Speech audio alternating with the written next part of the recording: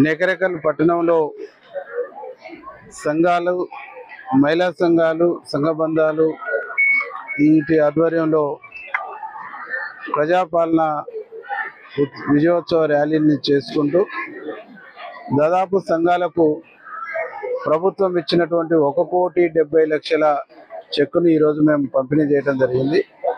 తెలంగాణ రాష్ట్రంలో ప్రజాపాలన వచ్చి ఇందిరమ్మ రాజ్యం వచ్చిన తర్వాత ఈరోజు సంఘాలకు వడ్డీ లేని రుణాలు ఆనాడు రాజశేఖర రెడ్డి ఇచ్చిండు.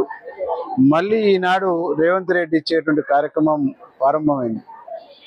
విఎల్ఆర్ స్కీమ్ కింద, విఎల్ఆర్ పథకం కింద ఈ వడ్డీ లేని రుణాలను ఇచ్చేసి మహిళల్ని అన్ని విధాలుగా ప్రోత్సహించాలనేటువంటి కార్యక్రమం తెలంగాణ ప్రభుత్వం తీసుకుంది.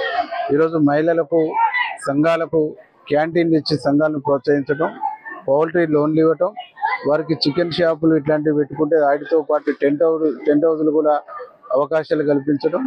ఈరోజు ఇలా రైతాంగానికి సర్వీస్ చేసేటువంటి సెక్టార్ అయినటువంటి డ్రోన్ ద్వారా మందు కొట్టేటువంటి పంపుల్ని కూడా ఈరోజు ఈ సంఘాలకు ఇచ్చి ప్రోత్సహించే కార్యక్రమాన్ని తెలంగాణ రాష్ట్ర ప్రభుత్వం చేస్తూ ఉంది. కాబట్టి ఇది మహిళా పక్షపాతి ప్రభుత్వం. మహిళల్ని లక్షాధికారి చేసే దిశగా రేవంత్ రెడ్డి గారి ప్రభుత్వం, కాంగ్రెస్ ప్రభుత్వం ముందుకు పోతా ఉంది. మహిళల దీవెనలతో వచ్చినటువంటి ప్రభుత్వం కాబట్టి ఇలా ఉచిత బస్సు ప్రయాణం, 500కు గ్యాస్ సిలిండరు ఈరోజు మహిళా సంఘాలను ప్రోత్సహించేటువంటి కార్యక్రమం చేస్తుంది.